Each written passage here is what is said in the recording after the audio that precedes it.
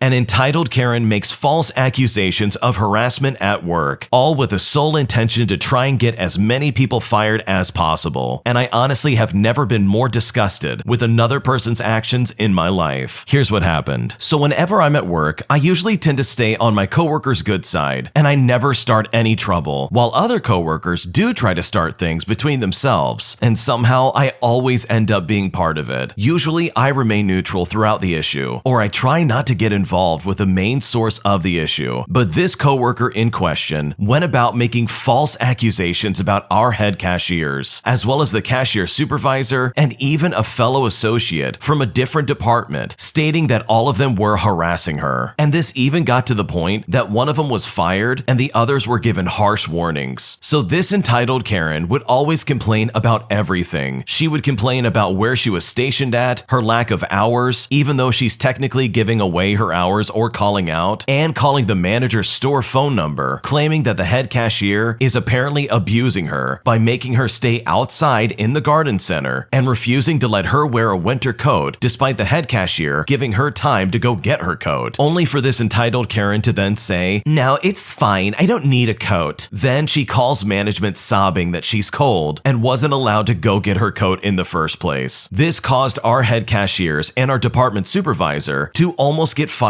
multiple times. Luckily, the cameras were there to back up their claims, and they got a write-up along with several warnings. Eventually, some of the cashiers pointed out that most of the time, this Karen of a coworker doesn't actually work, and actually spends most of her shift FaceTiming with her friend. Then, about a week later, a cashier was fired, and this is all because this entitled Karen figured out which cashier outed her to management and made up some kind of sob story about the cashier harassing her, even when everyone else, myself included, backed up the cashier, telling management that this cashier never harassed this Karen. But unfortunately, management was sucking up to this Karen, and the cashier never came back after that. The second coworker to almost get fired was the hardware associate. He had seen this entitled Karen get her first House Depot badge for getting a lot of surveys done or something like that. So he came and gave Karen a gentle pat on her shoulder to congratulate her. Karen, with the most disgusting look on her face, as if this guy had just spit in her face, screamed back at him, "Back off, don't touch me." This hardware associate was incredibly surprised and shocked at the sudden outburst that was directed right at him. He held up his hands while backing off and said to her, "Whoa, sorry, I didn't mean to startle you. I was only congratulating you for getting your first badge." But this entitled Karen doubled down. She said,